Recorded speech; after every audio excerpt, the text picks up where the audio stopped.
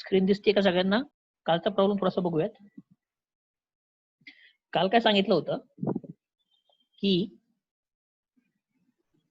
Planet आणि सन, लक्ष द्या सगळ्यांनी, काल बऱ्याच जणांनी चूक केल्या होत्या. यांच्याबद्दल आपण आर अंतर पकडतो आणि जो पिरियड ऑफ रिव्होल्यूशन असतो प्लॅनेटचा सनच्या अराउंड, त्याला आपण टी म्हणतो. काय म्हणतो? टी. सो केप्लरच्या थर्ड नियमाप्रमाणे, according to Kepler's third law, the statement will be T square upon R cube is equals to constant. ह्याचा अर्थ असा होतो की T1 square upon R1 cube is equals to T2 square upon R2 cube is equals to T3 square upon R3 cube आणि so on. पुढे जे असेल ते वाढत गेलं तर वाढत गेलं. आता सध्या तुमच्या न्यूमेरिकल मध्ये ही कंडिशन दिलेली आहे की तुम्हाला T1 ची व्हॅल्यू दिलेली आहे, R1 ची व्हॅल्यू दिलेली आहे, R2 ची व्हॅल्यू दिलेली आहे आणि तुम्हाला T2 काढायचा आहे. बरोबर. मग सरळ सरळ ह्या इक्वेशन मध्ये 1, 2, 3 ह्या व्हॅल्यू पुट करायच्या आणि T2 काढायचा. बघूयात. T1 square upon R1 cube is equals to T2 square upon R2 cube. Okay. मग T1 ची व्हॅल्यू काय दिली होती? T1 ची व्हॅल्यू दिली होती 8. 8 चा स्क्वेअर अपॉन R1 ची व्हॅल्यू दिली होती 2. 2 चा स्क्वेअर इज इक्वल 2 चा cube is equal to T2 काय दिला होता? तो काढायचा होता, तो तसंच ठेवला. आणि दुसरं डिस्टन्स दिलं होतं 4, मला वाटतं 4. 4 चा क्यूब. बरोबर. काही लोकांनी टी ठेवले, तर टी काय ठेवायची गरज? डायरेक्ट व्हॅल्यू दिलेत ना, व्हॅल्यू ठेवायच्या आपल्याला फक्त. सो व्हॅल्यू पुट करायच्या आणि उत्तर काढायचं. ठीक आहे. सो हे जर सॉल्व्ह केलं आपण तर 8 चा स्क्वेअर होतो 64 अपॉन 2 चा क्यूब होतो 8 is equal to T2 square ची व्हॅल्यू काढायची, तसंच ठेवा. आणि आर. सो आता T2 स्क्वेअर काढायचं आहे आपल्याला. सो T2 स्क्वेअरला एका साईडला ठेवू. T2 स्क्वेअर 64 इंटू 64 हे 64 डिव्हिजन मध्ये, इकडे गेल्यावर काय होतील? मल्टिप्लाय डिवाइड बाय 8 तसेच. सो 80 भाग घालूयात. 8 8 जा 64, 8 8 64. So 64 into 8 is equals to T2 square. आता 64 इंटू 8 काय लोकांनी इथं 512 केलंय. चालेल, काही हरकत नाहीये. नाही जमलं 512 करायला तर तुम्ही काय करू शकता?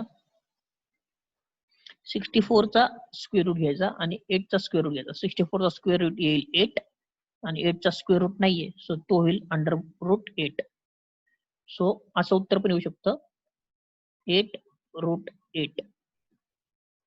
किंवा तुम्ही ते काढलं होतं 512. सो 512 यांचा गुणाकार 512 is equals to T2 square आणि taking square root T2 is equals to under root 512. हे पण चालेल, दोन्ही उत्तर चालतील.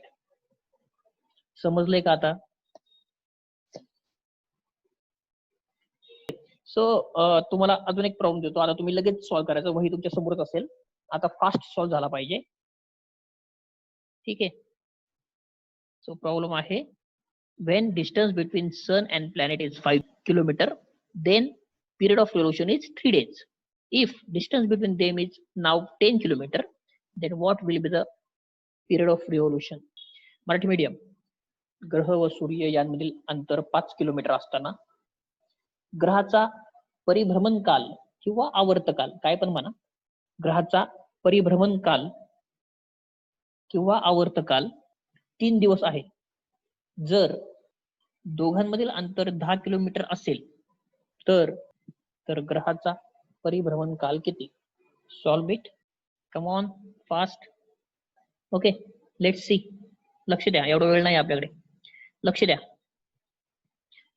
T1 किती दिलाय? T1 दिलाय 3, डिस्टन्स दिलाय 5. ओके, T1 दिलाय 3 days. R किती दिलाय? 5 किलोमीटर. T2 काढायचा आहे आणि R2 दिलाय 10 किलोमीटर. बरोबर आहे का?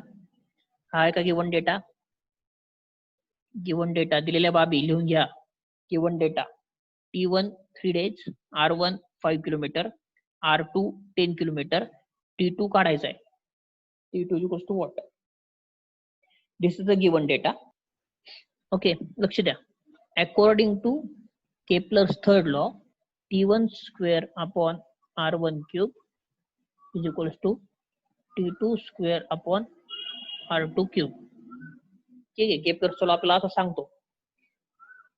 T1 ची व्हॅल्यू किती आहे? 3. 3 स्क्वेअर अपॉन R1 किती आहे? 5. 5 cube is equals to T2 square, कारण व्हॅल्यू माहित नाहीये, आणि R2 किती दिलाय? 10. 10 चा क्यूब, 10 चा घन, 10 चा घन. ओके, हे जर सॉल्व्ह केलं आपण, 3 चा घन 9, 9 अपॉन 5 क्यूब. आता कधी कधी काय होतं, हा 10 चा घन इथं घेण्यापेक्षा याला 10 चा क्यूबच ठेवायचं आणि इथं 5 चा क्यूबच ठेवायचं. कधी कधी आपल्याला पूर्ण काही घन असे असतात किंवा काही क्यूब असे असतात की ज्यांची व्हॅल्यू काढण्यात काही अर्थ नसतो, कारण ते कॅन्सल होणार असतात. सो इथपर्यंत कळालंय का? इथे काय आलं? 9 आलं, इथे 10 चा क्यूब अपॉन 5 चा क्यूब, राईट? T2 square. आता काय करूयात? 9 इंटू 10 चा क्यूबला मी 10 इंटू 10 इंटू 10 असं लिहू शकतो का? लिहू शकतो, कारण 10 चा क्यूब म्हणजे 10 इंटू 10 इंटू 10. 5 चा क्यूबला पण लिहू शकतो, 5 into 5 into 5 is equals to T2 चा स्क्वेअर. आता प्रत्येकाने भाग घालू, ह्या 5 ने ह्याला भाग घालू, ह्या 5 ने ह्याला भाग घालू, ह्या 5 ने ह्याला 5 घालू. 5 2 10, 5 2 10, 5 2 10, 5 2 10, 5 2 10, 5 2 10.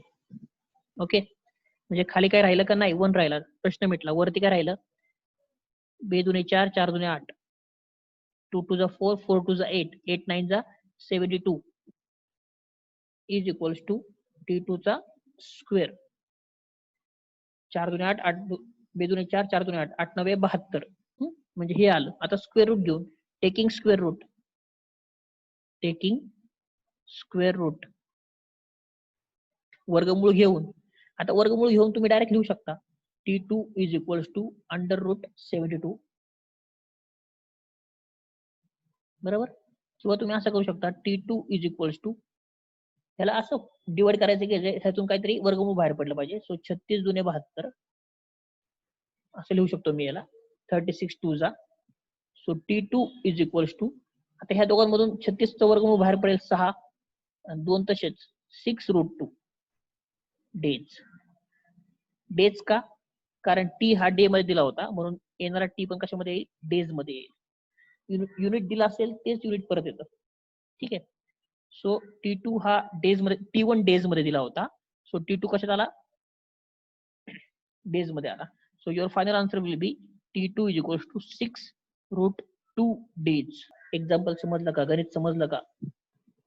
आता मला सांगा, आपण त्या दिवशी एक शिकलो होतो की न्यूटन्स लॉ ऑफ ग्रॅव्हिटेशन. ही एक वस्तू आहे जिचं मास m1 आहे आणि ही एक वस्तू आहे जिचं मास m2 आहे. या दोघांमध्ये अंतर r आहे. सो यांच्यामध्ये एक फोर्स ऍक्ट होतो, म्हणजे m2 m1 वर फोर्स ऍक्ट करते आणि m1 m2 वर फोर्स ऍक्ट करते. If there are two objects having mass m1 and m2 respectively with distance r apart, then m1 will act some force on m2 and m2 will act some force on m1 which is equal force. हा पण F असेल, हा पण F असेल. So that F is given by G m1 m2 upon r square. हा formula आपण शिकलो होतो. बरोबर. आता माझा क्वेश्चन असा आहे की जर r डिस्टन्स असताना दोघांमधला ओके हा. सो आर डिस्टन्स असताना जर दोघांमध्ये फोर्स एफ असेल, बघा काय सांगतोय मी, आर डिस्टन्स असताना दोघांमध्ये फोर्स एफ असेल तर मी फक्त आता डिस्टन्स बदलतोय, हे फक्त डिस्टन्स बदलतोय, ते करतोय मी हाफ, आधीच्या आर पेक्षा हाफ. म्हणजे जर आधी ते 4 असेल तर आता ते 2 आहे, म्हणजे हाफ करतो हे डिस्टन्स मी. तर फोर्स किती होईल? बाकी काही बदलत नाही, M1 सेम, M2 सेम, फक्त आर बदलतोय, आर. आर जो होता ना आधी त्याच्या निम्मा केला आर.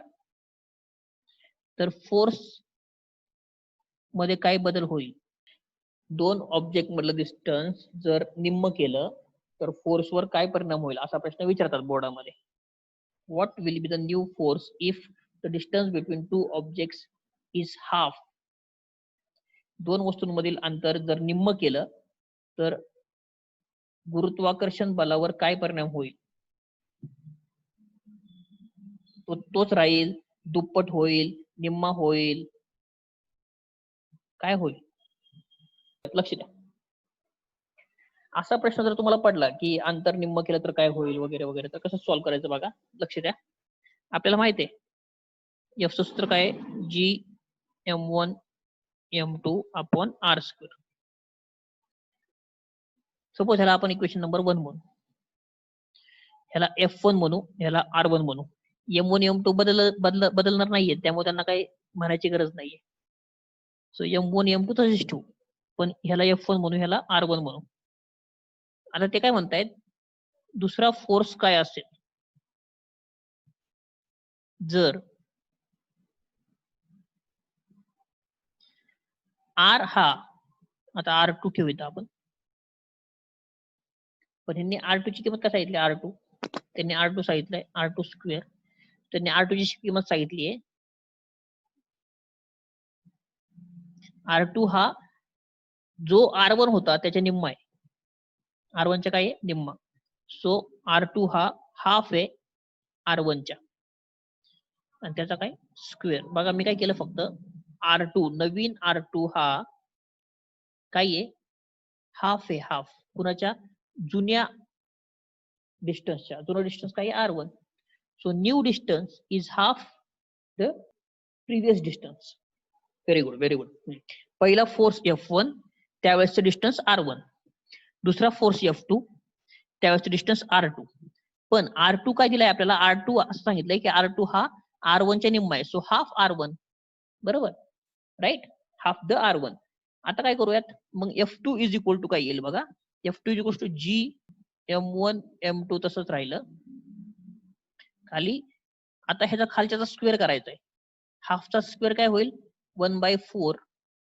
R1 चा स्क्वेअर होईल R1 स्क्वेअर, बरोबर. हा 4 आता वरती जाईल, so 4G M1 M2 upon R1 square, हा झाला F2, बरोबर. आता ही जी टर्म आहे ही G M1 M2 R1 square, ही पाहिल्यासारखी वाटते का? हो, पाहिल्यासारखी वाटते. ही तर G M1 M2 R1 square. मग G M1 M2 R1 square काय आहे? F1. सो F2 आपला झाला 4 इंटू F1, 4 इंटू F1. म्हणून F2 ची किंमत ही F1 पेक्षा चौपट असेल, चौपट. ट्वाइस जे म्हणत होते, twice. It's not twice, it 4 times. The force will be 4 times the previous force. समजलं का? नवीन फोर्स हा 4 इंटू F1 आला ना, सो आधीच्या फोर्सच्या किती पट आला? 4 पट. So new force will be 4 times.